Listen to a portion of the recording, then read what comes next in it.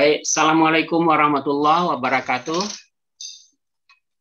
Alhamdulillahilladzi anzalas sakinata fi qulubil mu'minin liyazdadu imana ma'a imanihim. Asyhadu an la ilaha illallah wahdahu la syarikalah wa asyhadu anna Muhammadan abduhu wa rasuluh. Allahumma shalli ala Muhammad wa ala ali Muhammad. Alhamdulillah, puji dan syukur kita panjatkan kehadirat Allah Subhanahu wa taala. Pada pagi hari ini kita masih diberinya oleh Allah kesehatan, kesempatan ya, pada hujan-hujan pagi-pagi begini kita mengaji bersama dari rumah ya. Inilah hikmahnya Covid barangkali untuk kita semua. Bapak Ibu, kajian kita pada Makrifatullah yang kelima ini adalah mengenal nama Allah ya. Seperti yang saya sudah sampaikan di dalam WA Group. Bapak Ibu semua, Ustadz, pagi ini kebetulan udah Asnil, suami dari Uni Erni masih berjuang di rumah sakit untuk melawan COVID. Barangkali sebelum lupa nanti kita doakan bersama dulu ya Ustadz sebelum mulai nanti. Mudah-mudahan beliau dimudahkan oleh Allah, diberi kekuatan untuk melawan COVID ini dan segera diangkat oleh Allah COVID-nya. Baik Bapak Ibu semua, kita mulai acara kita dengan bersama-sama mendekatkan diri kepada Allah dengan sama-sama baca basmalah. Bismillahirrahmanirrahim. Pada Ustadz kami persilakan. Baik. Assalamualaikum warahmatullahi wabarakatuh. Waalaikumsalam. Alhamdulillah Rabbil Alamin. Wassalatu wassalamu ala sayyidil mursalin wa alihi wa sahbihi wa li baitihi wa dhurriyyatihi ajma'in wa ba'du. Allahumma bika asbahna wa bika amsayna wa bika nahya wa bika namut wa ilaika nusyur. Baik Bapak Ibu yang dimuliakan Allah, sebelum kita mulai kajian seperti biasa tadi kabar duka dari Pak Asnil, semoga beliau segera diberikan kesehatan ya, dengan keberkahan surah Al-Fatihah kita bacakan untuk kebaikan beliau ya. Al-Fatihah. A'udzubillahi bismillah. Ar-Rahmanir-Rahim.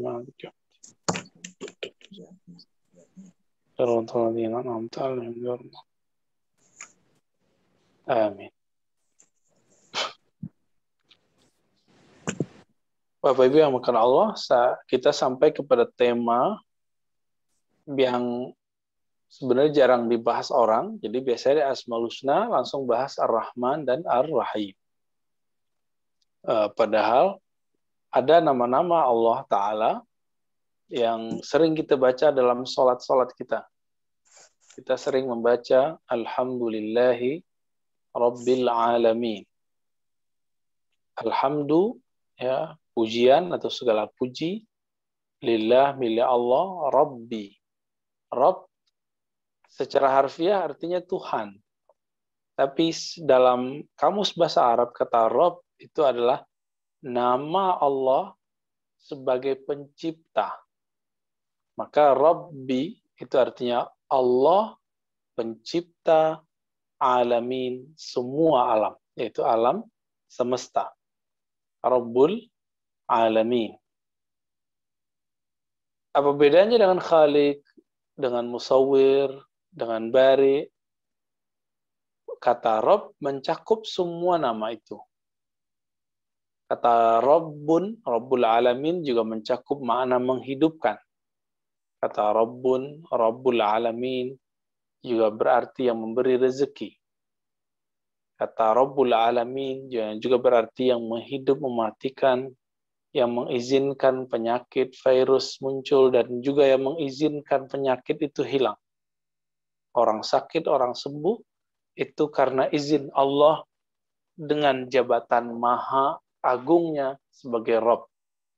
Jadi Allah Subhanahu wa Ta'ala kita sebut Rabbul Alamin, itu adalah jabatan tertinggi di alam semesta, milik Allah semata ya. Rabb. Kata Rabb juga berarti sahib atau malik, pemilik. Kita kalau dalam bahasa Arab menyebut pemilik rumah kita sebut Rabbul Bait, pemilik rumah. Bisa juga pengatur rumah. Maka kata Rabb juga berarti yang mengatur, yang mengurus. Jadi pagi ini kita dikasih hujan oleh Allah. Masa ini udah setahun lamanya kita diberi COVID oleh Allah. Bahkan ada yang sudah kena, bahkan sudah ada yang dipanggil oleh Allah. Itu disebut Allah sebagai Rabb. Oleh karena itu, karena Rabb itu berarti yang memberi, yang mencipta, yang mengasih, yang memberi rezeki, yang menghidupkan, yang mematikan, semuanya. Ya. Maka kita sering berdoa, Rabbighfirli. Ya Rabb, wahai penciptaku, wahai pengaturku, ampuni aku. Kata Rabb itu juga kita artikan ketika berdoa meminta kebahagiaan. Rabbana atina fid dunya hasanah. Ya Allah, Tuhan kami, pencipta kami, pemberi kebahagiaan kami, berikan kami kebaikan di dunia dan di akhirat. Kebahagiaan di dunia dan di akhirat. Itu penggunaan kata Rabb. Maka ada Rabbana, Rabbighfirli wa liwalidayya, ya. Dan masih banyak, ya. Kalau kita cek di Quran, maka Rabb itu bagian dari Asmaul Husna, tapi tidak terhitung dalam hadis yang 99. Karena di Quran itu tidak dibatasi Asmaul Husna. Hanya hadis yang kemarin kita bahas itu yang membatasi nama Asmaul Husna. Sebenarnya itu bukan pembatasan, tapi pemberian contoh. Jadi Allah memberikan contoh, Nabi Muhammad SAW memberikan contoh Asmaul Husna. Itu kata Rabb, ya. Dan yang paling mengejutkan dalam surat Shad bagian-bagian akhir itu iblis berdoa dengan memanggil Rabbi bima aghwaytani. Ya Allah, penciptaku. Jadi iblis itu supaya dikabulkan oleh Allah, maka dia berdoa dengan memanggil kata Rabb. Wahai yang menciptaku, yang menghidupkanku, yang mengurus nyawaku, masa hidupku. Bima aghwaytani. Kesalahan dia adalah dia menuduh Allah dengan keburukan. Ya. Dengan apa yang telah engkau sesatkan aku, maka aku akan menyesatkan mereka semua. Lalu dia meminta agar dipanjangkan umurnya. Karena dia memanggil Allah dengan nama Rabb, maka Allah terima. Allah pun jawab, sehingga terjadilah apa yang dimintanya. Kita ini kan tidak ingkar seperti iblis.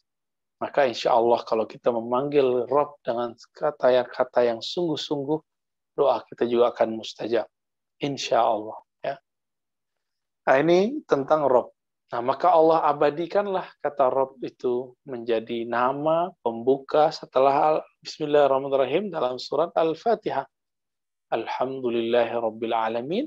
Dan minimal kalau Bapak Ibu mengikuti hadis Abu Hurairah bahwa setiap orang meskipun makmum mesti baca Al-Fatihah di belakang imam, maka kita minimal membaca 17 kali setiap hari. Kalau kita sholat sunatnya mungkin baru bisa sampai 50 kali, sehingga senilai dengan saat turunnya perintah untuk bermunajat, yaitu sholat kepada Allah Subhanahu wa Ta'ala. Itu kata Rabb. Yang kemudian, Bapak Ibu, kata Allahumma. Ya. Dari mana kata Allahumma ini? Kita cek ternyata di Quran ada satu atau berapa ya, saya lihat ada satu lah. Saya kira tadi tidak digunakan oleh Allah untuk dijadikan sebagai doanya hamba-hambanya. Ternyata ada. Ya. Ketika ada doa tentang agar diturunkan hujan dari langit sebagai ujian dan siksaan, maka sang Nabi di situ berdoa Allahumma. Nah, Allahumma itu dari bahasa Ibrani, bahasa bahkan Aramaik. Aramaik ini bahasa yang lebih tua daripada bahasa Arab dan bahasa Ibrani. Bahasa Ibrani, bahasa Yahudi, itu memanggil Allah dengan Elohim, El, ya, yang kemudian diabadikan di dalam Al-Quran menjadi Allah. Jadi itu satu akar kata. Elohim menjadi Allahumma, ada El, itulah Allah, dan lain sebagainya. Dan ternyata kata Allah itu di dalam Al-Quran itu ribuan sekali, sangat banyak, sangat banyak. Kalau ada Quran kita yang memberikan tanda merah ya, itu sangat banyak kata Rabb dan kata Allah. Ya hampir 2000 barangkali ya. Nah, kata Allah ini apa efeknya? Jika kata Rabb berefek sekali dalam berdoa, kata Allah itu sangat berefek sekali dalam berzikir. Makanya pembuka sholat kita memanggil Allah, Allah ya. Lalu ketika dikasih mim Allahumma atau Elohim, itu maknanya apa? Maknanya ya Allah. Wahai Allah yang maha dekat. Wahai Allah yang maha penyayang. Ya. Itulah kira-kira nama Allah. Bahkan ulama kita menjelaskan Allah itu alif lam lam ha. Ya. Ketika alifnya dihilangkan menjadi lillah, artinya milik Allah. Ketika lamnya dihilangkan, yang pertama tersisalah lahu, miliknya lah apa yang di langit dan yang di bumi. Lahu ma fis samawati wal ard. Hilangkan lam semuanya, masih ada hu. Itulah yang akan kita bahas. Huwa, dia, nya, ya, kata ganti ketiga. Kalau di bahasa Indonesia enak sekali kita menyebut beliau. Jadi beliau itu ada pada kata huwa, sang beliau. Apa makna dia, Bapak Ibu? Ketika ada ayat Al-Quran, Qul huwallahu ahad. Biasanya kalau kata ganti murni itu ya namanya kata ganti, berarti menggantikan nama yang sudah jelas di depannya.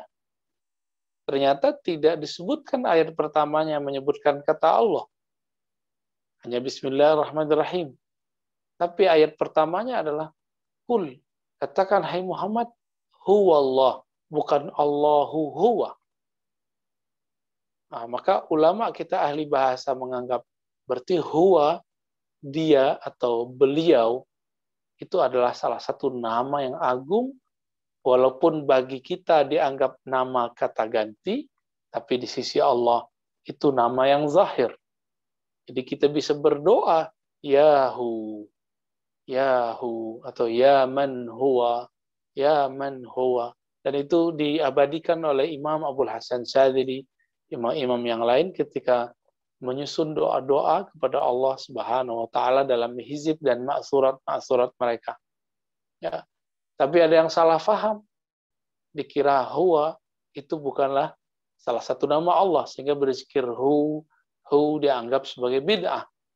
Barangkali mungkin masalah ini belum sampai kepada beliau sehingga mereka-mereka yang menolak ini menganggap zikir dengan hu bid'ah. Ya, dulu ada seorang syekh namanya Syekh Ali Mahfuz. Syekh Ali Mahfuz ini semasa dengan Muhammad Abduh menulis kitab tentang perkara bid'ah. Karena orang banyak mengatakan ini bid'ah, itu bid'ah. Ditulislah satu kitab judulnya Al-Ibda' fi Madaril Ibtida'. Mengenai persoalan bid'ah. Ya. Dan sampailah dia kepada zikir tentang atau menyebut nama hu, karena di Mesir itu banyak orang-orang sufi yang berzikir dengan hu atau hu Allah ya. Apa kemudian tanggapan beliau? Disebutkanlah perdebatan panjang ulama mulai dari yang membolehkan sampai yang melarang. Setelah dia timbang dalilnya, kekuatannya, pemahamannya, maka sampailah beliau kepada kesimpulan hu, zikir dengan kata yahu atau huwa itu bukanlah bid'ah. Itu merupakan salah satu sunnah atau ajaran Al-Quran yang tersirat tapi jarang diamalkan oleh orang-orang. Ya. Apa makna huwa selain beliau atau dia? Saya kalau menyebut dia, Bapak Ibu menyebut dia, berarti orangnya tidak terlihat oleh mata fisik, tidak terdengar oleh telinga fisik, tidak bisa disentuh oleh tangan fisik.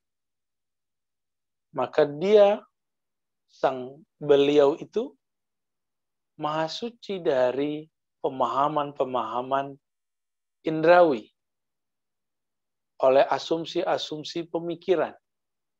Huwa artinya dia yang terlepas, dia yang maha suci, dia yang maha hebat, dia yang tidak seperti dibayangkan oleh semua makhluk.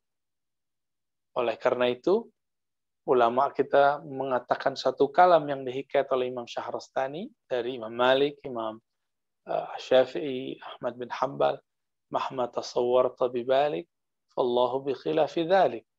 Apapun yang terbayangkan dalam pikiranmu, dia Allah berbeda dengan semua itu.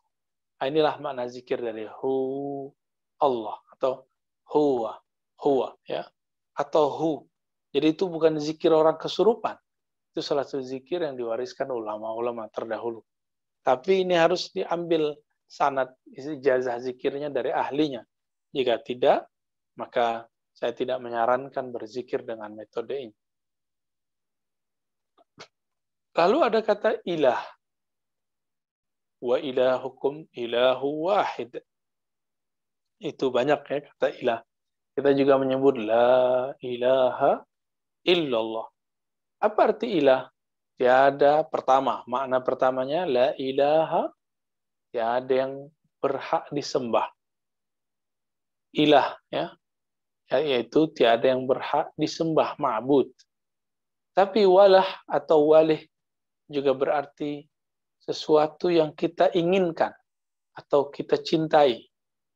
Maka la ilaha illallah dapat berarti tiada yang benar-benar kita inginkan, kita cintai secara hakiki, kecuali hanya Allah, sumber dari semua cinta, sumber dari semua rezeki, sumber dari semuanya. Ilah juga berarti al-maqsud, yang maha, yang paling pantas dituju, dijadikan sebagai tujuan hidup. Nah, itulah ilah.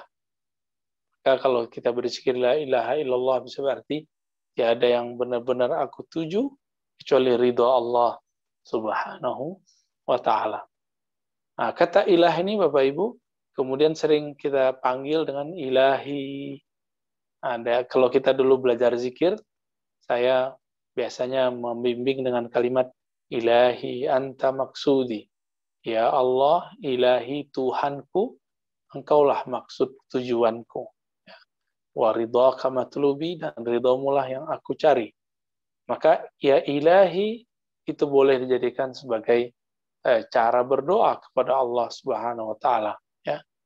Jadi Bapak Ibu ketika melafazkan ilahi, maknanya adalah Allah yang maha kita tuju, maha kita sembah, ya.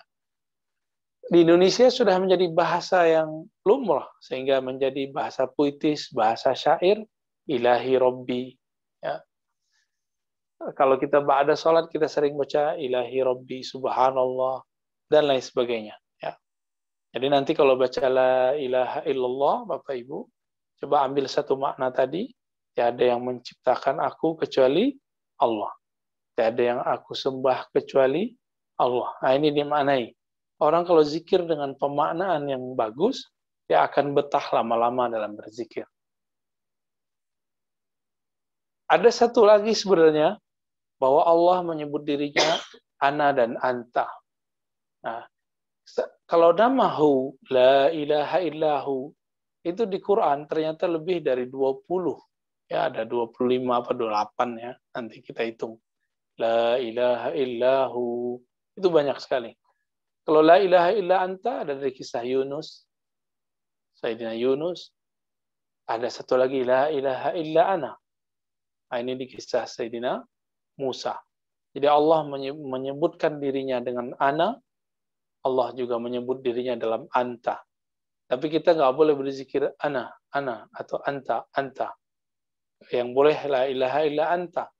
Dan Nabi mengatakan dalam hadis Imam Tirmizi, tiadalah orang berdoa dengan la ilaha illa anta subhanaka inni kuntu minaz zalimin, tiada yang berhak disembah kecuali engkau ya Allah, maka sesungguhnya aku telah zalim karena lalai dalam menyembah. Nah, ini dibaca, Allah akan kabulkan hajat dan doa kita.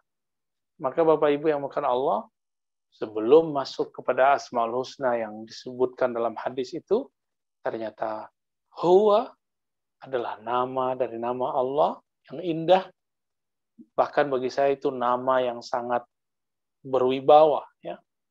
Kemudian Rabb ini mencakup banyak Asmaul Husna, dan juga Allah, Allahumma, ilah, itu artinya sama.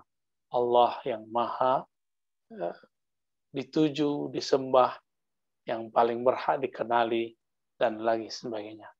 Kira-kira itu Pak Mas. Ayatnya sangat banyak, kita sebutkan beberapa potongan tadi ya. Saya kembalikan kepada Pak Mas. Wassallallahu ala nabiyina Muhammad. Baik, terima kasih Ustadz. Jadi makanya AA Gim itu yang sering kita dengar ya Rob gitu. Jadi dengan menyebut ya Rob itu mencakup banyak Asmaul Husna ya Ustadz ya. Betul. Jadi, biasa kan ya Rahman, ya Rahim, tapi dengan ya Rob mencakup banyak nama ya. Dan rasanya juga lebih mantap. Baik, Bapak Ibu sekalian, silakan kalau ada yang mau diperjelas, ditanyakan atau klarifikasi, kesempatan untuk Bapak Ibu di unmute itunya, baru speakernya baru bicara. Silakan. Siapa ini? Udah Mardelis kayaknya ya. Di unmute dulu, udah.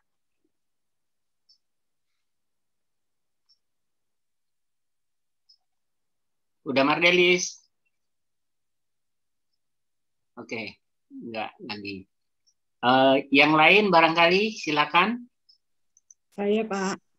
Ya, silakan Ibu Fauzia. Ya. Assalamualaikum warahmatullahi wabarakatuh. Wassalamualaikum warahmatullahi wabarakatuh. Silakan Bu Fauzia.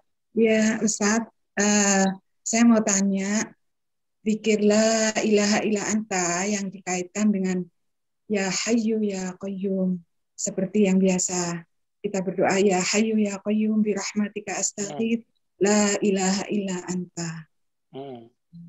Itu bagaimana Ustadz penjelasannya? Ya, dulu ada seorang ulama namanya Imam Al-Kattani. Dia hatinya keras, susah berzikir. Tidak tersentuh dalam menyebut nama Allah. Kalau sholat nggak terasa syahdu, baca Quran kok terasa berat, zikir kok nggak minat. Akhirnya dia mengadu dalam sholawatnya. Lalu tertidur, dalam tidurnya dia bermimpi bertemu Rasulullah. Betul mimpi tidak jadi hujah, tapi mimpi dapat jadi pelajaran. Karena Nabi mengatakan mimpi bertemuku itu hak, itu benar, dan hadisnya sahih.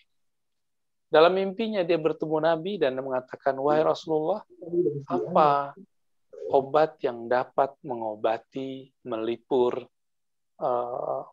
merawat kolbuku yang sedang keras dan mati? Apa jawaban daripada Nabi dalam mimpinya? Bacalah 40 kali, ya Hayyu ya Qayyum, bi rahmatika astaghits, la ilaha illa anta. Wahai yang maha hidup, wahai yang maha mengurusi hamba-hambanya, bi rahmatika astaghits, dengan rahmatmu yang maha luas aku meminta pertolongan. La ilaha illa anta. Maka engkau tiadalah Tuhan yang berhak disembah kecuali engkau. Jika ini dibaca 40 kali, itu sama kayak kita. Jadi kalau ada orang dia mungkin koma atau jantungnya berhenti sejenak, itu oleh dokter disetrum. Nah, inilah setrumannya. Ya, ini setrumannya ketika baca la ilaha illa anta, ya. Ya, ada yang berhak disembah, bahak dituju kecuali Engkau. Tapi kata kuncinya juga ada di kata Hayyu Qayyum. Maka di ribat yang di Ciputat itu kalau ada orang yang belajar zikir, saya awal-awal saya ajak dia berlatih dengan memanggil ya Hayyu ya Qayyum ya. Karena salah satu doa yang sering dibaca Rasulullah sallallahu alaihi wasallam itu ya Hayyu ya Qayyum. Wahai yang Maha hidup, hidupkan hati kami. Wahai yang Maha Qayyum, yang Maha mengurusi, menjamin hamba-hambanya, maka kami dalam jaminan-Mu. Dengan sangat mudah bagi Allah menghidupkan kolbu. Sangat mudah bagi Allah mematikan kolbu. Maka kita minta agar Allah menghidupkan. Nah, zikir ini kemudian menjadi tradisi ketika saya melihat beberapa pesantren. Kemudian ketika saya ke Banjar, ke Kalimantan Timur, ke Sulawesi, ke Palembang, itu orang membaca dari ba'da azan sampai qomat subuh. Itu dibaca bahkan lebih dari 40 kali. Ya. Makanya karena orang Banjar saya lihat paling banyak ngamalin ini, mereka kalau lagi taklim itu bajunya putih-putih banyak sekali dan berkumpulnya Masya Allah. Nah, ini sebagaimana kita lihat dalam kajian-kajian Abbas Kumpul, Kiai Bahit, ya, yang salah satunya sering ditonton oleh Allahyarham Pak Dwijo, ya, yang dulu kita berniat ke sana, kita nggak jadi. Nah, itu zikir mereka subuh-subuh itu. Silakan diamalkan, Bu. Ya, saya juga dengar ketemu di Masjid Kampung Melayu, Ustadz. Jadi habis azan subuh itu yang dibaca ya itu ya Hayyu ya Qayyum birahmatika astaghits la ilaha illa anta. Itu terus sampai berlangsung qamat ya, sampai qamat. Betul. Ada Pak ya di Kampung Melayu ya? Ada di Kampung Melayu masjid, saya pagi-pagi kebetulan lewat situ. Ya, itu tidak bid'ah ya, itu salah satu warisan dari ulama kita. Baik. Ibu Riza, cukup? Pak, kalau boleh tanya lagi tapi tidak sesuai dengan judul hari ini, boleh Ustadz? Ya, silakan. Ini Ustadz, apa namanya, ada hadis yang mengatakan bahwa kalau kita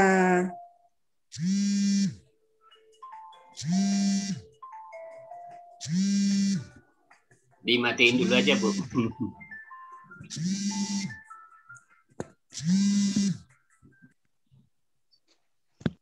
Maaf Rizal, aku lagi Zoom ya. Oke ya. Maaf Ustadz, ada telepon masuk.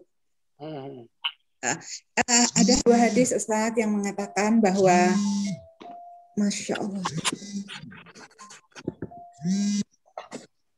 Halo Rizal, maaf ya Rizal, aku lagi Zoom ya. Halo Rizal, aku lagi Zoom ya. Nanti aja ya.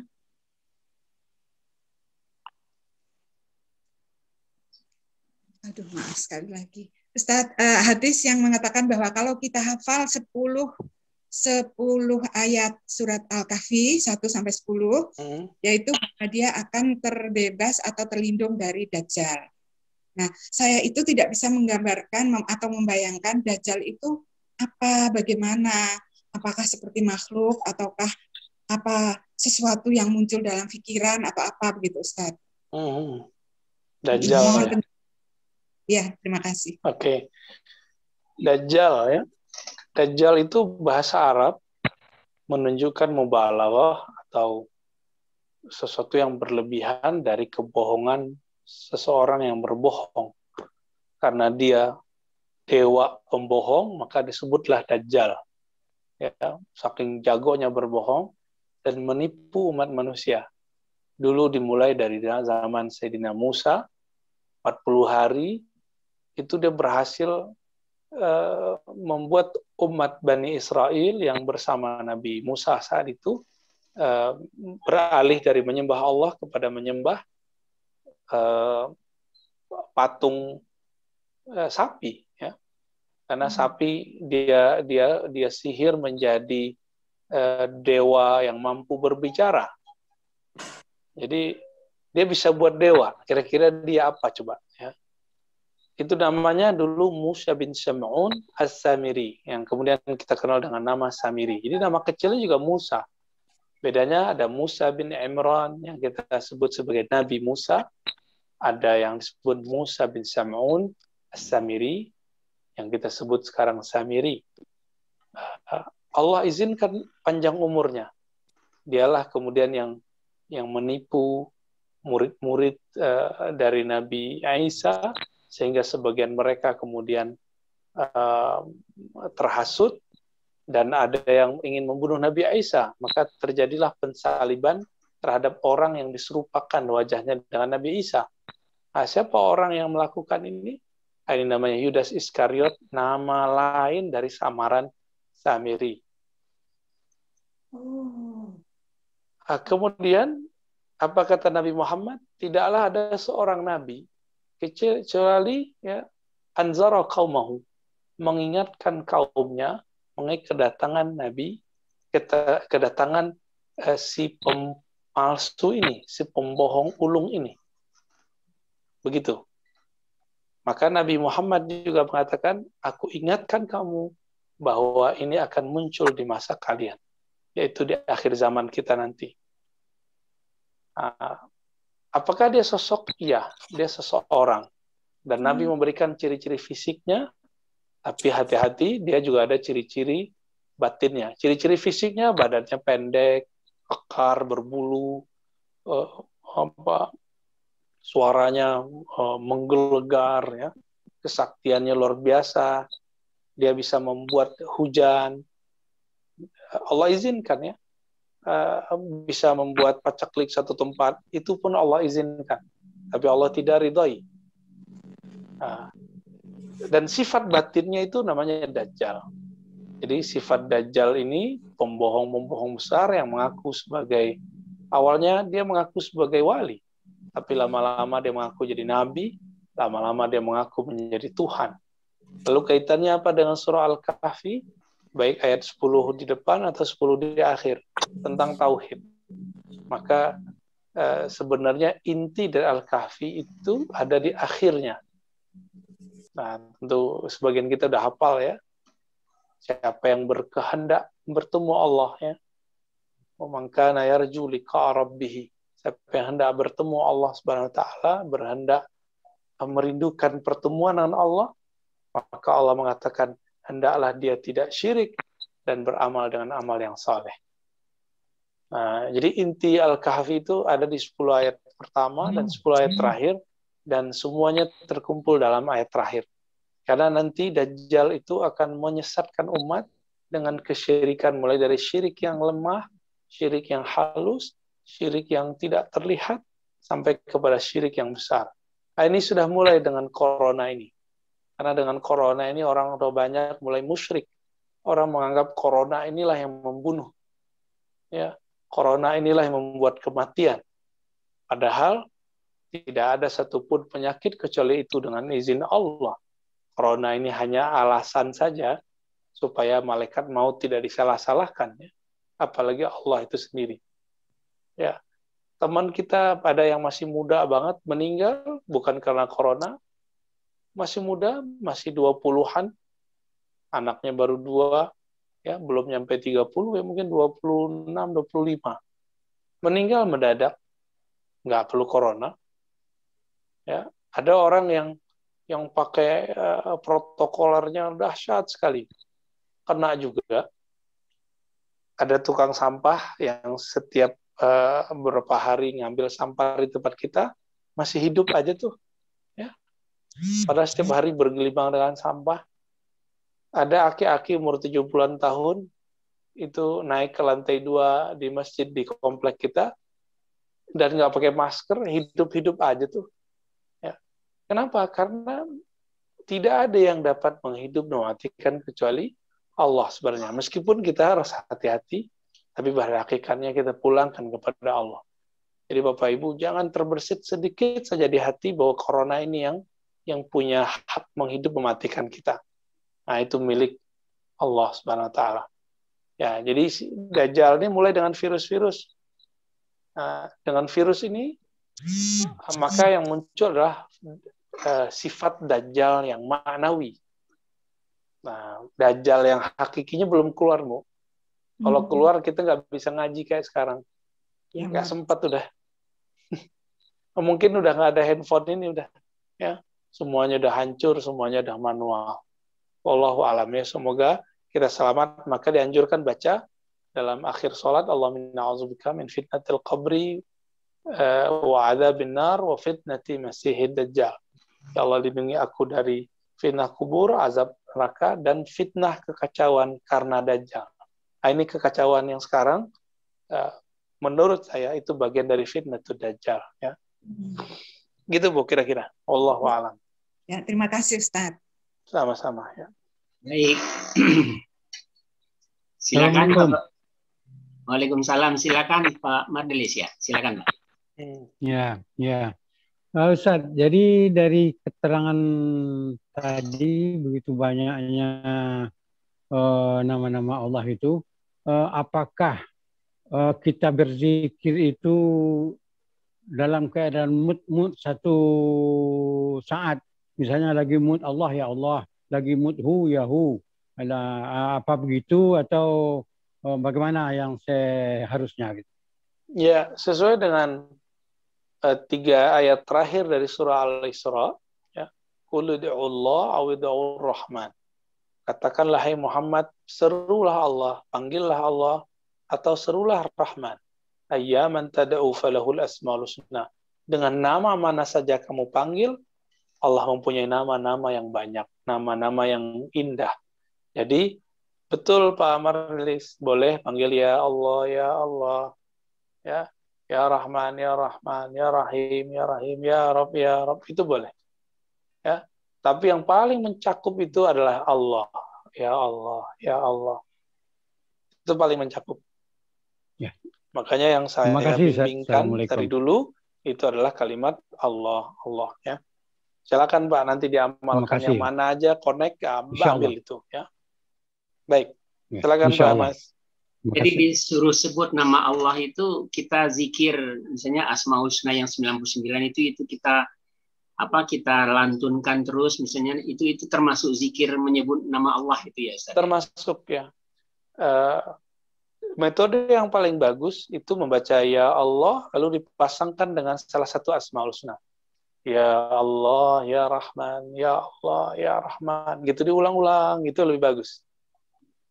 Jadi mending sedikit tapi mending ambil 1-2 nama tapi berulang-ulang daripada banyak sekaligus tapi tidak ada efeknya. Kecuali sudah belajar maknanya. Maka bacalah sesukanya, berapa namanya, terserah ya. Dan gitu, bisa kita pilih begitu mana yang kira-kira cocok dengan situasi kita yang ingin kita minta kepada Allah. Namun yang paling bagus, yang paling berefek ke kolbu itu ya Allah. Kalau ya Rob tadi juga mencakup semua ya Ustaz ya? Ya Rob mencakup sebagian nama. Sebagian besar nama ada pada ya Rob, tapi tidak semua nama berkaitan dengan kata Rob. Baik, Bapak Ibu silakan. Kelihatannya tadi ada Pak Dahroni ya. Assalamualaikum warahmatullahi wabarakatuh. Waalaikumsalam. Silakan Pak Dahroni. Terima kasih Ustadz. Maaf tadi terlambat tertahan hujan di masjid Ustadz. Alhamdulillah. Nggak apa-apa Pak. Ini Ustadz, maaf. Kita menyebut nama Allah itu kok kan itu bisa kapan saja dan di mana saja dan sedang apa saja Ustadz ya. Iya. Tapi rasanya sedang makan itu kok rasanya kurang sopan Ustadz. Misalnya sedang makan sahur, waktu kan ini baik juga untuk nyebut-nyebut nama Allah misalnya. Atau sedang melakukan apa yang rasanya kan perlu serius, perlu sungguh-sungguh, perlu fokus betul gitu. Kalau disambi Ustadz, disambi dengan yang rasanya kurang enak. Itu bagaimana Ustadz? Ya, pertanyaan bagus nih Pak Daron. Ini yang nanya ruhnya ini. Astagfirullahaladzim. Ya, kalau kita menyebut nama Allah, manggil nama Allah, kok kalau lagi makan kok kayak kurang pantas gitu perasaan kita ya, atau lagi buang air gitu ya. Nah, ini cara membedakan. Maka ada teknik berzikir ini berdasarkan kemana zikir ini kemudian berefek bersumber. Jika zikirnya zikir zahir, zikir fisik, maka tidak sopan ketika lagi buang air. Ya.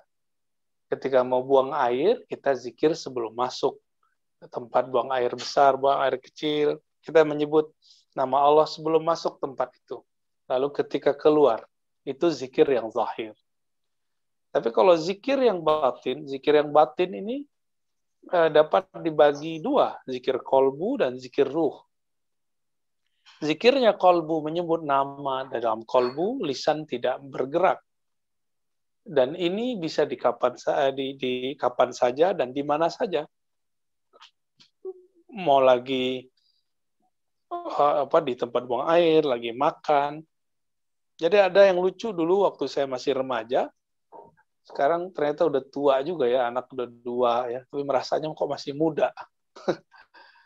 Dulu saya masih ingat ya, ada 2 teman saya debat, satu sufi, satu salafi. Si salafi suka beda-bedain si sufi ingin mempertahankan dirinya. Sampailah perdebatan mereka mengenai cara berzikir lagi makan, seperti yang digambarkan Pak Daroni tadi. Akhirnya sang sufi nanya, salafi, kapan kalau ente lagi mau makan, itu cara zikirnya gimana? Baca doa, Bismillah, ya, Allahumma barik lana, sampai akhir beberapa jawaban dia. Si sufi ini nanya lagi, loh itu zikir sebelum makan, kalau lagi makan gimana caranya? Kan lidah kamu lagi ngunyah-ngunyah. Bengong juga si salafi ini. Wah, di sini saya kemudian belajar, oh iya ya, berarti ada zikir yang bukan di lisan ini, tapi ada zikir di selain lisan ini, yaitu di kolbu. Ya udah, itu udah menang telak ya saat itu. Disitulah saya mulai tertarik belajar tentang ilmu kolbu, menyaksikan perdebatan 2 sahabat saya tadi. Jadi gitu Pak Daroni, tinggal dibagi, ini zikir zahir atau zikir batin, zikir lisan atau zikir kolbu. Yang ketiga itu zikir ruh. Zikir ruh itu Pak Daroni, itu zikir ma'rifat, mengenal. Zikir merasa memandang, merasa dipandang Allah. Dan itu anugerah dari belajar zikir, mengamalkan nama Allah. Silakan dipelajari nama-nama ini, dibaca namanya, siapa tahu Allah bukakan kolbu kita, sehingga bisa merasakan ruh ini, melihat Allah Subhanahu wa Ta'ala, atau seakan-akan melihat, seakan-akan mendengar dan didengar olehnya. Kira-kira gitu Pak Daroni, wallahu a'lam. Baik, cukup Pak Daroni. Baik, yang lain masih ada?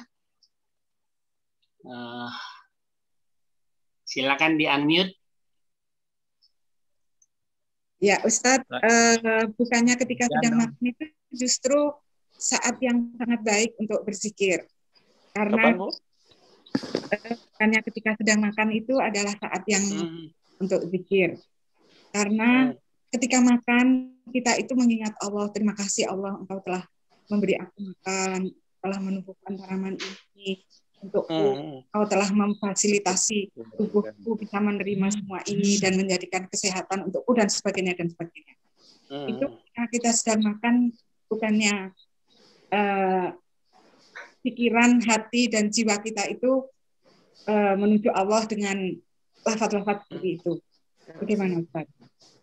Ya, itu secara maknawi ya. Jadi, tadi saya sebut ada zikir zahir. Zikir zahir itu membaca dengan lisan, termasuk pemaknaan dengan akal pikiran, itu zikir zahir. Jadi akal kita kemudian mencoba memaknai bagaimana kita makan, siapa yang beri makan. Itu termasuk zikir yang zahir. Itu kalau lagi ngelamun bisa hilang juga, Bu. Tapi kalau zikir kolbu dia bisa bertahan. Tapi zikir kolbu pun nanti bisa terganggu.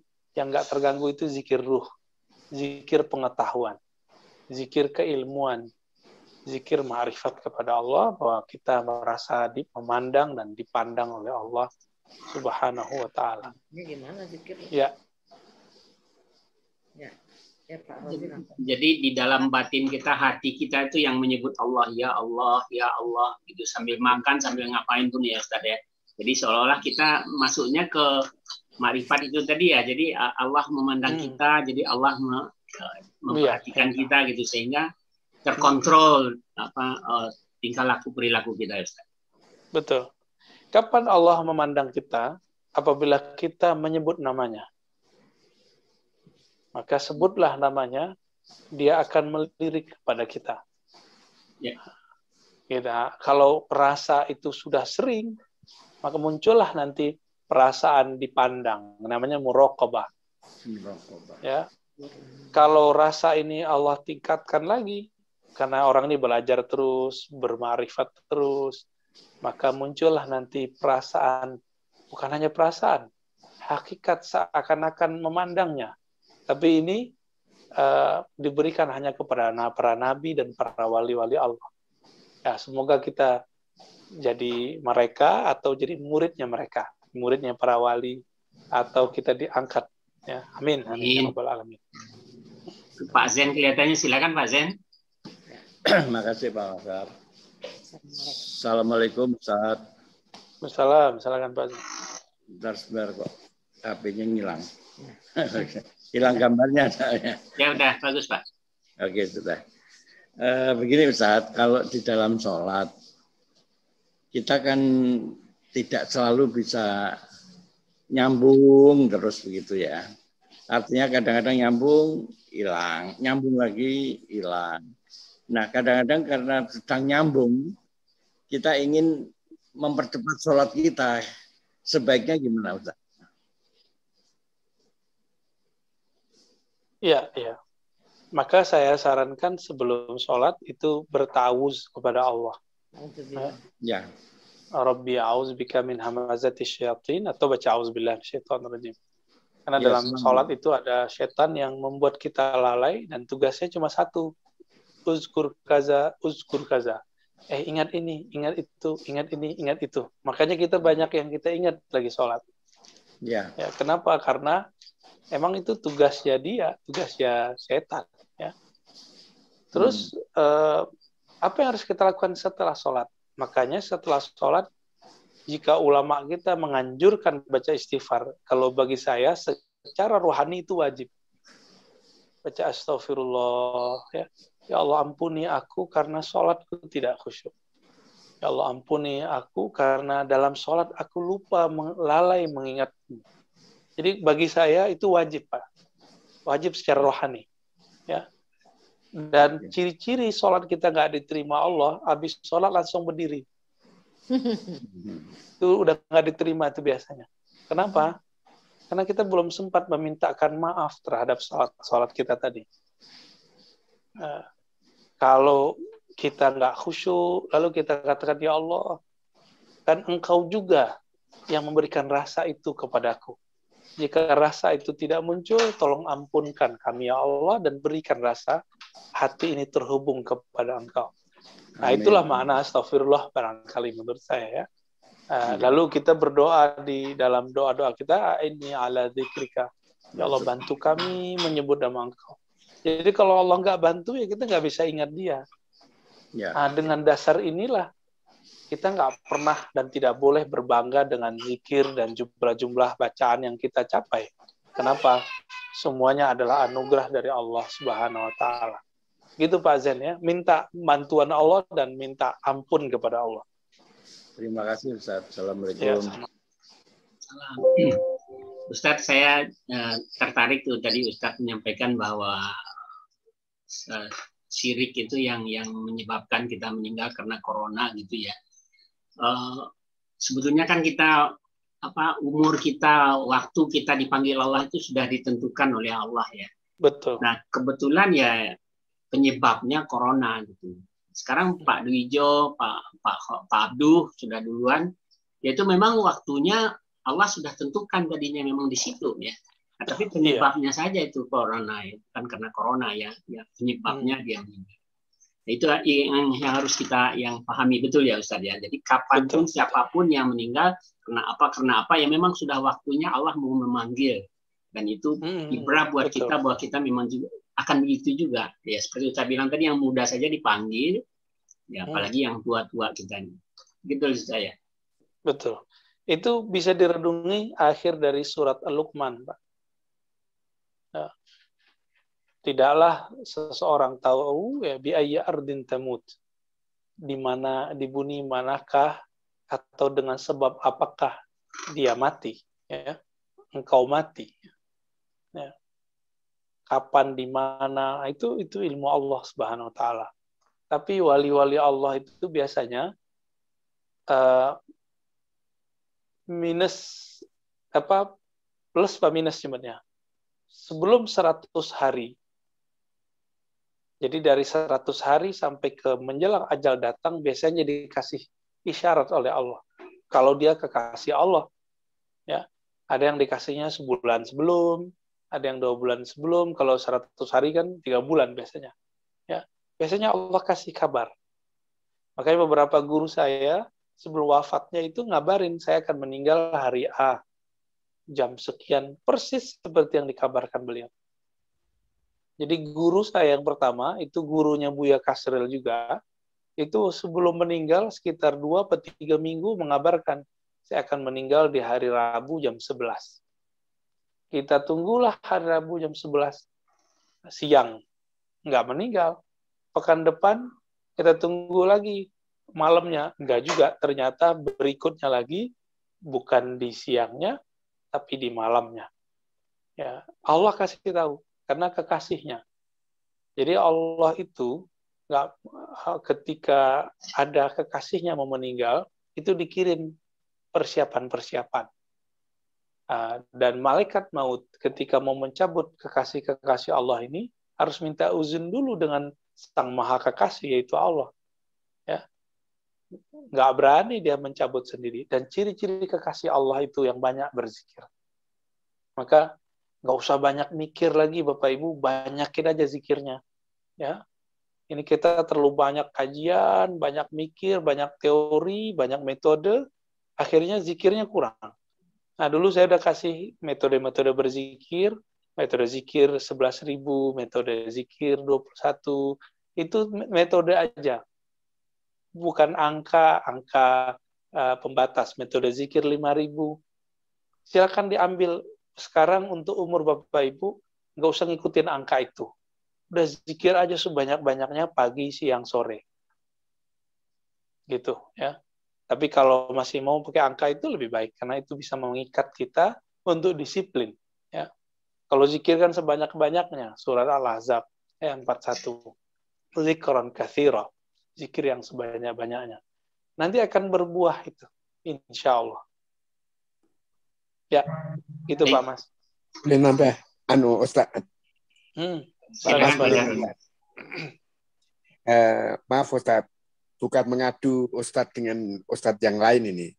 Saya sering mendengar Ustaz Adi Hidayat memang luar biasa itu mengenai istighfar itu. Itu memang fadilahnya bukan main. Termasuk dia sering cerita tentang tukang roti yang ingin ketemu dengan Imam Malik itu.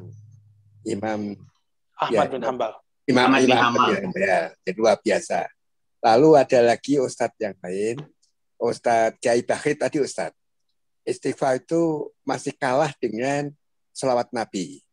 Selawat Nabi masih kalah dengan kalimat thayyibah la ilaha illallah.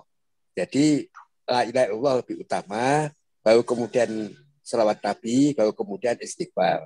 Karena kalau selawat Nabi itu berarti malaikat ikut mendoakan kita. Kayak begitu. Lalu satu lagi Ustadz Ali Jaber Ustadz. Beliau mengatakan kalau habis sholat itu utamakan atau jangan sampai lupa baca ayat kursi. Yang lain-lain bisa sambil jalan sambil apa. Tapi kalau ayat kursi itu setelah sholat fardu. Jangan sampai lupa. Itu seolah-olah kan mengutamakan ayat kursi itu, Ustaz. Misalnya begitu. Jadi maaf ini bukan mengadu. Tapi bagaimana duduk perkaranya, Ustaz? Terima kasih. Iya, inilah enaknya orang, ya mohon maaf Bapak Ibu, orang bertarekat itu kelebihannya di situ. Ketika banyak nih menu-menu ditawarkan oleh para dai ulama di YouTube, di pengajian. Kalau orang-orang bertarekah, tarekah itu kan bermetode. Dia kemudian mengambil kurikulumnya satu persatu dari gurunya. Maka sang guru meramulah kumpulan-kumpulan dari zikir, tahapan-tahapannya, mana yang awal, mana yang akhir. Mana yang dibaca secara umum, mana yang dibaca secara khusus. Itu sudah disebutkan. Makanya dari dulu saya mengajarkan semi-semi bertorikot lah kepada Bapak Ibu. Bermetode. Itu tinggal digabung, dan cara menggabungkannya itu bagi orang yang lama, bagi orang belajar mazhab dan toriko itu mudah. Kita mulai dari akhir misalnya. Baca ayat kursi. Semua kiai-kiai kita dari dulu ba'da sholat baca ayat kursi. Ba'da sholat. Ya kan? Bahkan dalam hadisnya dianjurkan baca Fatihah. Digabung ada Al-Fatihah. Lalu gimana dengan istighfar? Ulama kita setiap kali ba'da sholat ngajarin kita baca istighfar, maka ba'da sholat kita zikir Astaghfirullah, Astaghfirullah. Ya, kemudian Allahumma antas salam, kemudian Al-Fatihah, lalu kemudian masuk ke ayat kursi. Ya, Allahu la ilaha illa huwal hayyul qayyum. Lalu tadi zikir yang disebut oleh Ustadz Bakhit misalnya, ada zikir macam-macam. Semua zikir yang macam-macam ini yang paling afdal dibandingkan semua itu adalah salawat zikir la ilaha illallah. Betul kan, kita zikir subhanallah 33, alhamdulillah 33, Allah akbar 33, dan ditutup la ilaha illallah. Bahkan kalau di kampungnya Pak Daroni itu masih orang zikir la ilallahnya dikencengin tuh ya, la ilaha illallah, la ilaha, itu dibaca. Tapi anak-anak hari ini kan nggak sabar, maunya bid'ah aja ya, karena nggak ngerti dia nggak bid'ah. Jadi kalau orang sudah berguru, bermetode, dia tidak akan kebingungan ketika itu. Maka saya sarankan Pak Daroni mengikuti metode yang dulu sudah didapat dari kiai-kiai waktu masih kecil, insya Allah hilang keraguan itu. Udah kegabung semua dalam zikir-zikir yang diajarkan kiai-kiai dulu itu. Karena kiai itu ngambil dari kiai juga, kiai itu ngambil dari gurunya terus sampai kepada Rasulullah Shallallahu Alaihi Wasallam. Jadi nggak ada perseteruan sebenarnya antara ustadz ini dengan ustadz itu. Kebetulan ustadz A dan B itu dia menemukan rahasia di bagian A, tapi yang lain mendapatkan di bagian B. Dan Allah Maha Luas, Maha Kaya, orang bisa berebut kelebihan-kelebihan dalam berzikir dengan menyebut namanya. Ya, kira-kira gitu Pak Daroni. Baik. Masih ada Bapak Ibu? Kayaknya tadi saya lihat tuh Pak Uda Firman mencet-mencet mau nanya, silakan. Ada? Seli yang mau nanya. Pak Seli, silakan saya. Assalamualaikum Pak Ustadz. Salam. Ya, saya sebetulnya nyambung dengan Pak Dahroni ini tadi. Karena saya ada baca mengenai hadis, salah satu hadis. Di situ dikatakan bahwa para malaikat akan selalu bersolawat, berdoa kepada salah satu di antara kalian selama ia ada di dalam tempat sholat di mana ia melakukan sholat, selama ia belum batal wudunya. Para malaikat berkata, ya Allah, ampunilah dan sayangilah ia. Artinya keutamaan dari bersolawat aja di sini, malaikat memintakan ampunan bagi kita kepada Allah. Berarti apalagi dengan zikir-zikir yang zikir Allah itu, apakah sama juga seperti itu? Karena saya yang pernah mendengar bahwa kalau zikir Allah itu sebaiknya kita mempunyai wudu dan dalam keadaan duduk di sejadah gitu. Kalau bersolawat itu kita bisa tidak berwudu dan dalam keadaan beraktivitas apapun kita tetap bisa bersolawat. Jadi yang mana yang lebih baik? Ya, zikir yang paling baik itu zikir yang kalbu kita hadir bersama Allah. Ketika zikir Quran lebih membuat kita koneksi dengan Allah, maka zikir baca Quran yang lebih afdal. Ketika kita menyebut ya Allah, Allah itu lebih membuat koneksi yang kuat, maka itulah zikir yang paling afdal. Supaya digabung semua Inti dari zikir semua kan ada di kata Allah itu. Maka mulailah sebelum zikir apa saja dengan nama Allah. Jadi mau zikir Quran, mau zikir sholat, mau zikir sholawat, itu mulai dari kata Allah dulu. Kenapa harus sholawat? Karena sholawat itu dapat melipur lara, ya, menyejukkan kolbu, menenangkan pikiran.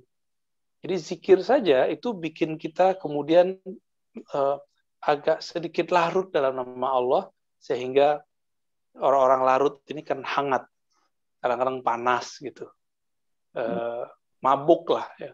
Yang bisa menyembuhkan kemabukan itu, yang dulu Jalaluddin Ar-Rumi membuat kitab Masnawi, itu kan hasil dari mabuknya dia. Bukan mabuk karena wine atau khamar, tapi mabuk dalam menyebut nama Allah. Itu pelipurnya adalah, penawarnya adalah sholawat. Allahumma sholli ala Muhammad. Ya, jadi orang yang bersolawat, maka dia akan lebih stabil daripada orang yang tidak sholawat. Gitu. Nah, kalau ada gurunya itu gampang tuh nanti dia kasih. Nah, saran saya, zikir sholawat itu pagi minimal 100, sore minimal 100.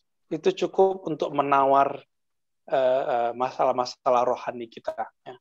Insya Allah. Gitu. Terima kasih Ustaz. Bang Firman, Seli ya. Ya, terima kasih Ustaz. Sama-sama. Kelihatannya tidak ada lagi atau masih ada Bapak Ibu? Oh, ada, silakan Ibu Mun, ya, Bu Nasir, silakan Bu.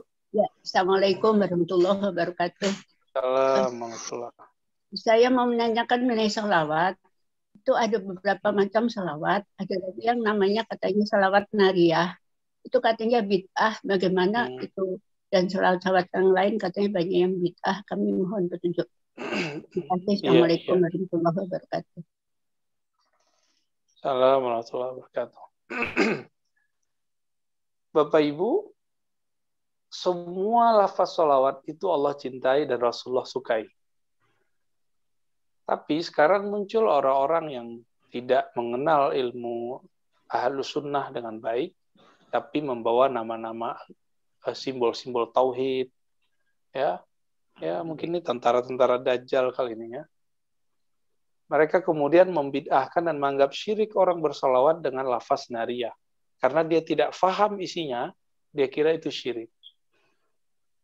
Bahkan menganggap orang kalau salawat nariyah bisa bikin kesurupan gitu.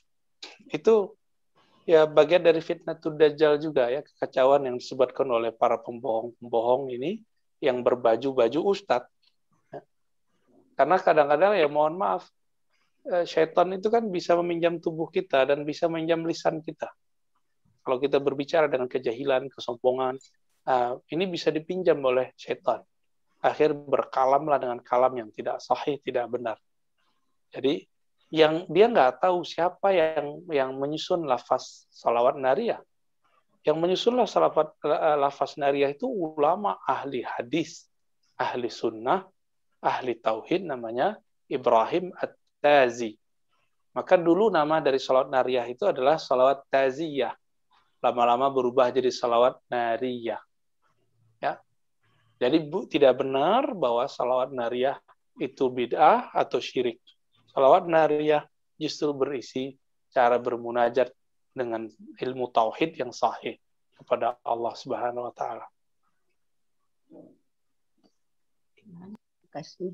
Jadi selawat Nabi itu yang utama barangkali yang Allahumma shalli ala Muhammad wa ala ali Muhammad, begitu Ustaz. Betul ya. Itu selawat yang paling sederhana dan yang paling mulia yang kita pakai lagi sholat, yaitu selawat Ibrahimiyah. Ya. Baik. Ada yang lain Bapak Ibu? Waalaikumsalam Pak. Silakan Ibu Siti Gamala. Ya. Ya, baik, terima kasih Pak. Saya perkenalan dulu ya, karena saya baru pertama kali bergabung. Nama saya Siti Gamala dari Bekasi Pak. Silakan Bu. Silakan Bu. Ya Ustaz, saya mau bertanya sedikit karena saya pernah belajar mengenai zikir pagi dan sore itu. Baru belajar sih Ustaz sebenarnya. Surat gitu ya Ustaz. Tapi ada sebagian teman saya yang nggak mau, maksudnya nggak mengikuti itu gitu ya. Sebenarnya seperti apa sih kedudukannya zikir pagi dan sore itu Ustaz? Gitu. Iya. Baik Bu Siti Gemala. Zikir yang disebut maksurat artinya warisan dari Nabi atau ulama. Disebut dengan zikir maksurah. Jadi maksurah allati usirat minan nabi atau minal ulama. Jadi yang diwariskan dari Nabi atau dari ulama, yang diriwayatkan dari Nabi atau para wali. Nah, zikir maksurat yang ada sekarang itu yang ada yang masyhur di kalangan ulama, ada yang masyhur di kalangan awam. Yang masyhur di kalangan awam itu maksurat Syekh Hasan Al-Banna. Syekh Hasan Al-Banna ini pendiri gerakan Ikhwanul Muslimin di Mesir. Dia salah satu pengamal tarekat Sufiyah juga. Namanya Syaziliyah cabang Hasafiyah. Jadi tarekat juga tuh, zikir pagi sore Hasan Al-Banna. Oleh karena itu, di Saudi muncul fatwa bahwa membaca dan mengikuti zikir-zikir Ikhwanul Muslimin Hasan Al-Banna dianggap bid'ah dan menyesatkan. Karena Saudi berhaluan yang sekarang ya, berhaluan Salafi. Salafi ini betul memang jadi tantangan hari ini di tengah umat Islam alias Wahabi ya. Karena suka menyalahkan yang belum tentu salah, membid'ahkan yang belum tentu bid'ah. Nah, mungkin Bu Siti Gemala ketemu teman yang terpengaruh oleh fatwa itu. Tanpa dia sadari, fatwa itu ternyata bersumber dari kelompok yang agak sedikit saklek lah menurut saya. Jadi, kalau ada orang yang begitu bagaimana? Ya, kita hargai aja dia, tapi kita nggak usah berpolemik dengannya. Ibu tetap beramal dengan apa yang Ibu dapatkan. Ya.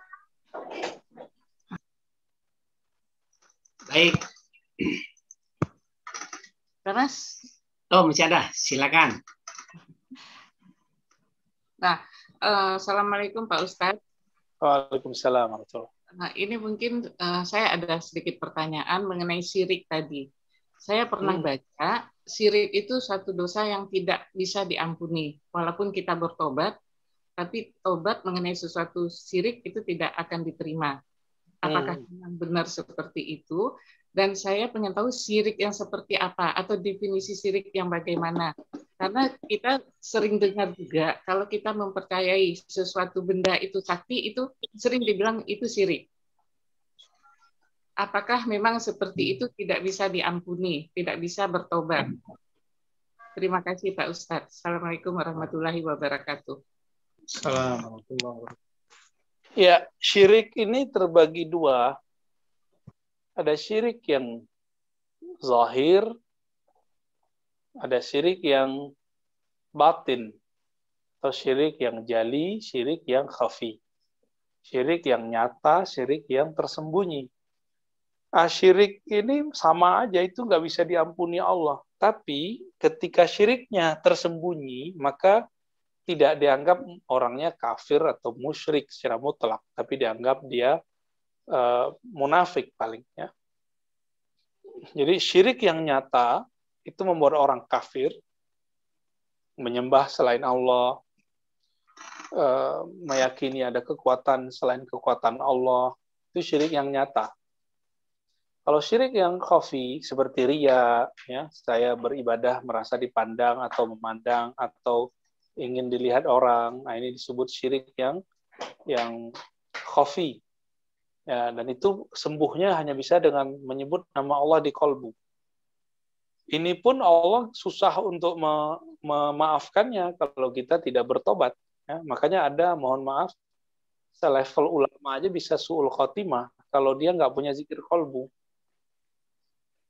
Karena zikir kolbu ini nanti yang bisa membersihkan syirik-syirik yang ada dalam kolbu, di dalam hatinya.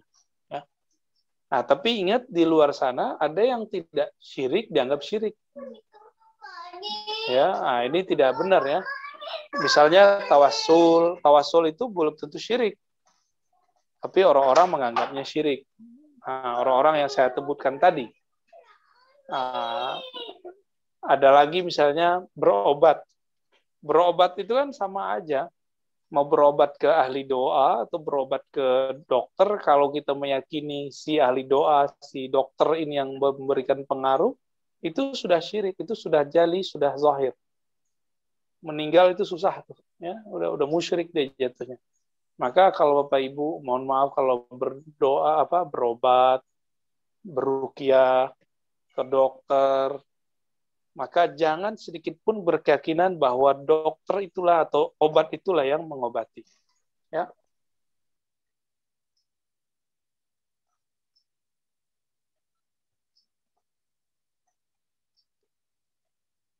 Gitu Pak, gitu Ibu Tri ya. Jadi kalau namanya syirik tapi kita belum sempat taubat atau belum sempat berubah, itu mati, itu yang tidak diampuni ya Ustaz ya. Ya, tapi kalau masih sempat kalau balik, belajar ma'rifatullah nggak syirik lah ya. Iya betul. Baik, kelihatannya sudah cukup, waktu kita juga sudah masuk. Barangkali kita sudahi sampai di sini Ustadz, Bapak Ibu semua. Baik Pak Mas. Sampai kita ketemu pekan depan, hari Kamis depan dengan asma Allah yang lain ya. Baik, kita sama-sama mulai tutup. Saja per tema Pak, Rahman Rahim. Jadi dua nama. Rahman Rahim ya. Kecuali nanti di Khalik, Bari, Musawir itu 3 sekaligus. Baik. Ya. Baik Bapak Ibu, kita sudahi acara kita dengan sama-sama baca Alhamdulillahirrabbilalamin, Astagfirullahaladzim, Subhanakallahumma wa bihamdika, asyhadu an la ilaha illa anta, astaghfiruka wa atubu ilaik. Assalamualaikum warahmatullahi wabarakatuh. Assalamualaikum warahmatullahi wabarakatuh. Terima kasih Ustaz.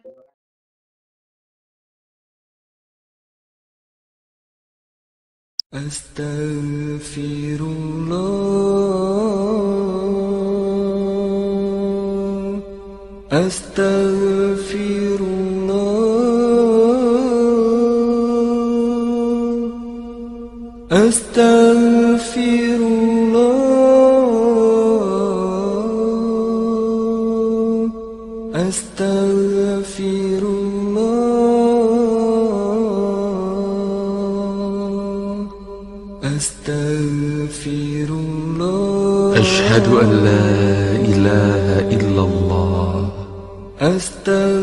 وأشهد أن محمدا رسول الله.